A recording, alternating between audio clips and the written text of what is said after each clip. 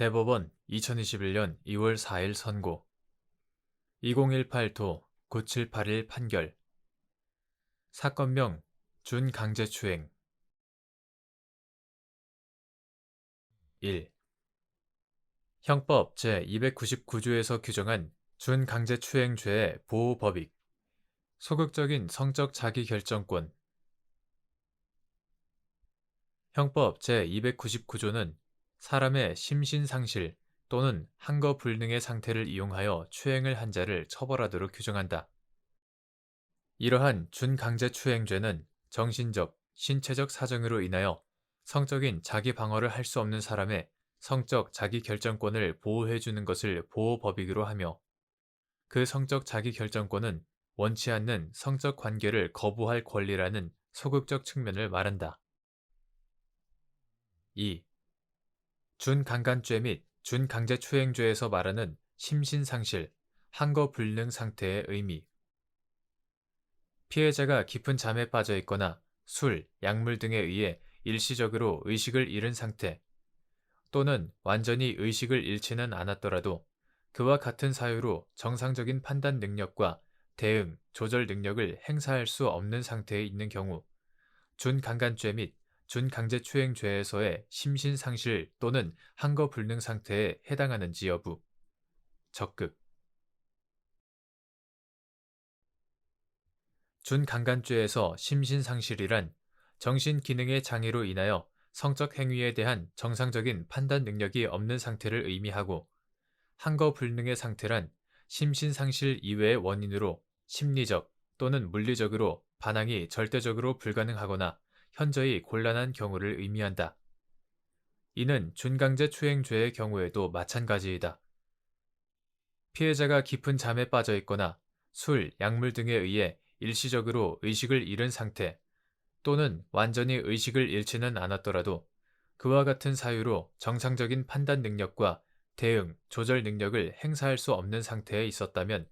준강간죄 또는 준강제추행죄에서의 심신상실 또는 한거불능 상태에 해당한다.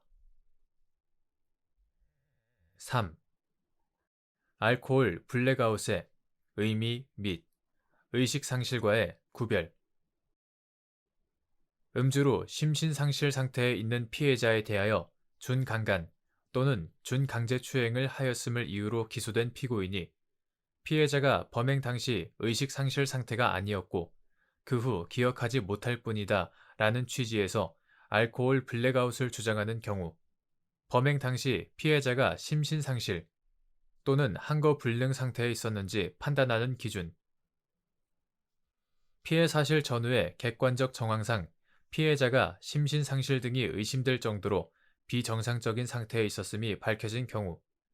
혹은 피해자와 피고인의 관계 등에 비추어 피해자가 정상적인 상태 하에서라면 피고인과 성적 관계를 맺거나 이에 수동적으로나마 동의하리라고 도저히 기대하기 어려운 사정이 인정되는 경우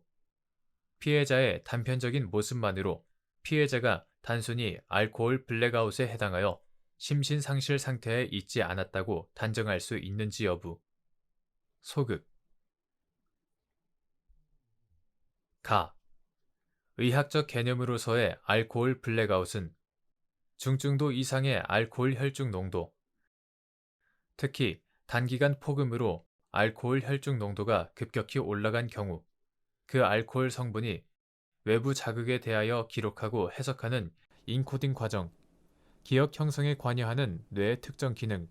인코딩 과정에 영향을 미침으로써 행위자가 일정한 시점에 진행되었던 사실에 대한 기억을 상실한 것을 말한다. 알코올 블랙아웃은 인코딩 손상의 정도에 따라 단편적인 블랙아웃과 전면적인 블랙아웃이 모두 포함한다. 그러나 알코올의 심각한 독성화와 전형적으로 결부된 형태로서의 의식상실의 상태, 즉 알코올의 최면 진정 작용으로 인하여 수면에 빠지는 의식상실, 패싱아웃, 의식상실과 구별되는 개념이다. 따라서 음주 후 준강간 또는 준강제추행을 당하였음을 호소한 피해자의 경우 범행 당시 알코올이 위의 기억 형성의 실패만을 야기한 알코올 블랙아웃 상태였다면 피해자는 기억장애 외에 인지기능이나 의식상태의 장애에 이르렀다고 인정하기 어렵지만, 이에 비하여 피해자가 술에 취해 수면 상태에 빠지는 등 의식을 상실한 패싱아웃 상태였다면 심신상실의 상태에 있었음을 인정할 수 있다. 또한 준강간죄 또는 준강제추행죄에서의 심신상실, 한거불능의 개념에 비추어 피해자가 의식상실 상태에 빠져 있지는 않지만 알코올의 영향으로 의사를 형성할 능력이나 성적 자기결정권 침해 행위에 맞서려는 저항력이 현저하게 저하된 상태였다면 한거불능에 해당하여 이러한 피해자에 대한 성적 행위 역시 준강간죄 또는 준강제추행죄를 구성할 수 있다. 그런데 법의학 분야에서는 알코올 블랙아웃이 술을 마시는 동안에 일어난 중요한 사건에 대한 기억 상실로 정의되기도 하며, 일반인 입장에서는 음주 후 발생한 광범위한 인지 기능 장애 또는 의식 상실까지 통칭하기도 한다. 따라서 음주로 심신상실 상태에 있는 피해자에 대하여 준강간 또는 준강제추행을 하였음을 이유로 기소된 피고인이 피해자가 범행 당시 의식상실 상태가 아니었고 그 후 기억하지 못할 뿐이다 라는 취지에서 알코올 블랙아웃을 주장하는 경우, 법원은 피해자의 범행 당시 음주량과 음주 속도, 경과한 시간, 피해자의 평소 주량, 피해자가 평소 음주 후 기억장애를 경험하였는지 여부 등 피해자의 신체 및 의식 상태가 범행 당시 알코올 블랙아웃인지 아니면 패싱아웃 또는 행위 통제 능력이 현저히 저하된 상태였는지를 구분할 수 있는 사정들과 더불어 CCTV나 목격자를 통하여 확인되는 당시 피해자의 상태, 언동, 피고인과의 평소 관계, 만나게 된 경위, 성적 접촉이 이루어진 장소와 방식, 그 계기와 정황,